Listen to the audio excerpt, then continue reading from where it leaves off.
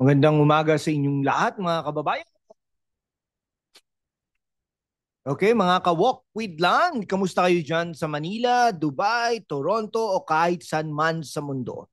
Ako si Lana, your go-to for Pinoy commentary from Manila to the Middle East. Para sa mga kabataan at OFWs, today, let's talk about something na siguradong makaka-touch sa bulsa nyo o sa bulsa ng pamilya nyo sa Pilipinas. Kakayanin ba? Yan ang tanong ko sa title. Dahil sinusulong ni Senador Dito Soto ang pagbibigay ng 14-month pay sa mga private sector employees. Imagine, extra sweldo. Pero wait, is it too good to be true? Sa panahon ng inflation, rising costs ng bilihin at back-to-school expenses, parang lifesaver ito pero ano ba talaga ang details?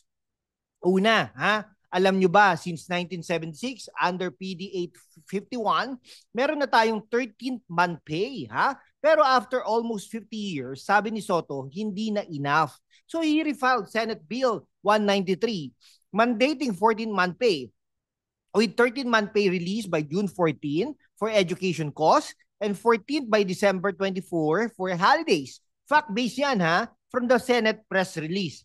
Oh, si Tito Soto, the same guy who once plagiarized speeches, now copying good ideas from workers' rights advocates. Ha ha ha, but seriously, let's dive deep.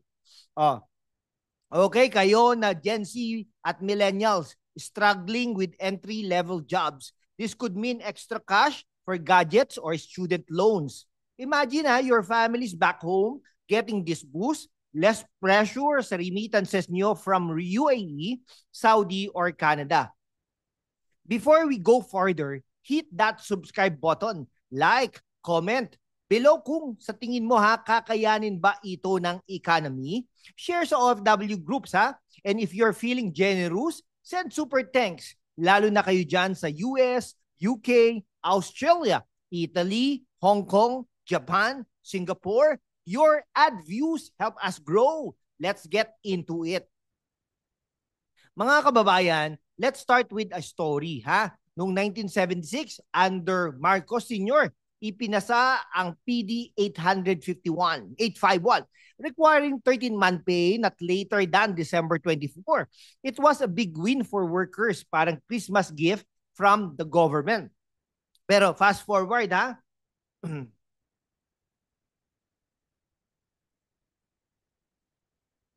Okay. Pero fast forward to 2025, inflation is sky high.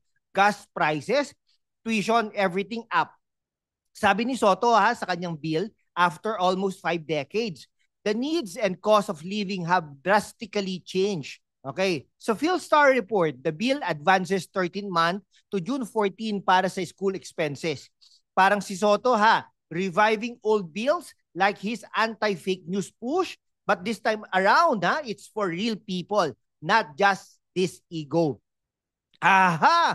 Okay, this one helps families, Bakit ngayon lang? Dapat decades ago na ito, Kayo na fresh grads, no? This means more money for K-pop merch or starting a side hustle. Isipin nyo, si Juan, isang call center agent from Quezon City. 13-month pay niya last year barely covered gifts. Now, with 14-month pay, pwede nang pang-tuition ng kapatid. Okay. Senate Bill 193 covers all non-government rank and file employees. Kasambahay under RA 10361, At iba pang entitled sa 13-month pay. Basta nagtrabaho ng at least 1 month sa taon, at least 1/2 of yearly basic salary, 13 by June 14, 14 by December 24. Wow, flexible via CBA or agreement. Okay, ito yung mga exemptions. Distressed companies with substantial losses, non-profits na down 40% income, government workers, those already giving equivalent at commission-based like drivers, hard-hitting, Bakit may exemptions? Para hindi masira ang economy, pero satire, parang sinasabi, sige, bigyan ng extra ang workers, pero wag yung broke na companies. Baka magsarado at magdagdag ng unemployed youth. Kahit abroad kayo sa Riyadh o Sydney, this helps your families in private jobs sa Pinas. Less needs for padala every month. Imagine your tita in Cebu getting extra pay, tapos ikukwento sa Zoom call, salamat lan sa video mo. Compared to other countries like Singapore with AWS, annual wage supplement. Tayo, late bloomer. Okay. Amid rising costs, this is a relief. Sabi sa Manila Times, it supports educational and holiday expenses. Kayo na, millennials, sa BPO, sa Makati, extra cash for mental health days or travel. Si Maria 25 from Davao, working in retail. Her 14th month pay could fund online courses. Finally, a bill na hindi pork barrel, but actual pork for the people. Okay. Your remittances, mga kaibigan, no? Yung mga OFWs natin in Qatar or New Zealand, no? Your remittances go further kasi may extra income ang pamilya. OFWs send billions yearly, This reduces burden, Kung si Soto ay Itbulaga host dati, is now hosting Extra Pay. Jackpot! Now, the other side, hard-hitting commentary tayo, mga kaibigan. Businesses, especially SMEs in Caloocan or Bacoor, might struggle. Increased labor costs could lead to layoffs, higher prices, or less hiring for fresh grads. No direct reaction sa news, but historically, business groups like ECOP oppose wage hikes. Si Soto pushing this while businesses are like, Tito, wag naman. Kami pa rin ang magbabayad ng punchline. Okay. Exemptions help. Pero for non-exempt, dagdag sakit ng ulo. No? Okay. Might mean fewer jobs. No? Si Pedro, owner ng small cafe in Antipolo. Extra pay means raising coffee prices, affecting customers na youth. Okay. Para sa iyo dyan sa US, Canada, UAE, Hong Kong, Japan, Saudi, Singapore, this bill affects your loved ones. OFWs, your families in private sector get boost, meaning less padala please, text, no? Compared to EU countries like Germany or France with multiple bonuses, Pinas catching up, no? Sa abroad, may 14-month. Oo, pero tayo parang Itbulaga. Daily surprises. Okay. Soto refiling this for 2025. Maganda kaya ito na batas? Ano sa tingin ninyo? No? Si Soto with past controversies like plagiarism, now championing workers from copying speeches to copying good policies. Progress, no? Bakit hindi ito na ipasa dati? 4 House bills in 19 Congress failed, no? From hypothetical comments, paano kung OFW ako? Indirect help sa family ito, mga kaibigan. Okay, to wrap up, mga ka-walk with Lan, Senator Soto's SB 193 is a step forward for workers pero with challenges for businesses. Extra income amid cost, potential economic strain.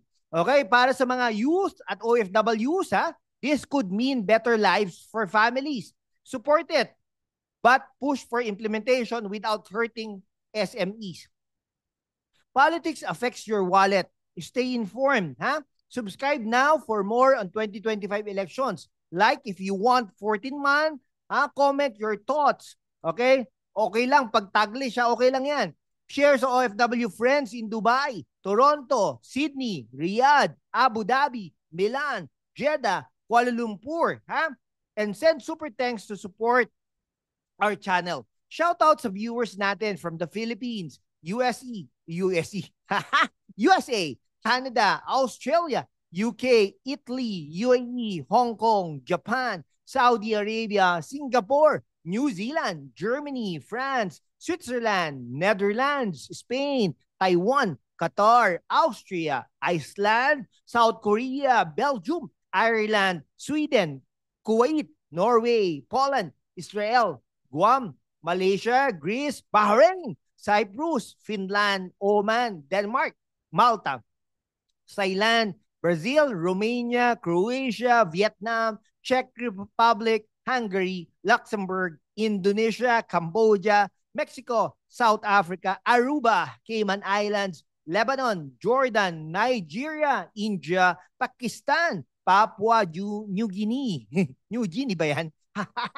Turkey, Bulgaria, Serbia, Bermuda, Egypt, Morocco, Northern Mariana Islands, Chile, Colombia, Algeria, Guatemala, Jamaica, Kenya, Sri Lanka, Panama, Portugal, Ukraine, British Virgin Islands, Argentina, Bangladesh, Ecuador, Ghana, Greenland, Honduras, Iraq, Laos, Libya, Peru, Paraguay, Russia, Turks, and Caicos Islands, Uganda, Macau at mga cities like Quezon City, Manila, Angeles, Davao, Cebu, Taguig, Calamba, Cagayan de Oro, Caloocan, Imus, Pasig, Dasmariñas, Antipolo, San Jose del Monte, Bacoor, Iloilo, Tarlac, Makati, Baguio, Bacolod, San Fernando, Lipa, Parañaque, Las Piñas, Marikina, Zamboanga, General Trias, Batangas City, Santa Rosa, Los Angeles, Iligan, Taytay, Tanza,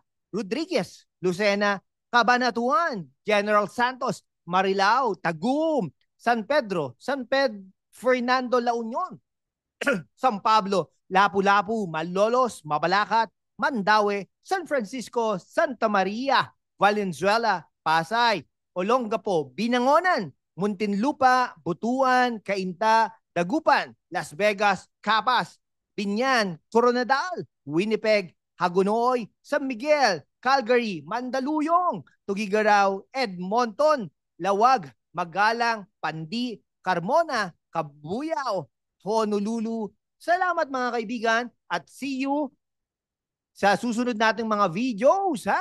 Mabuhay ang Pilipinas. #WalkWithLove.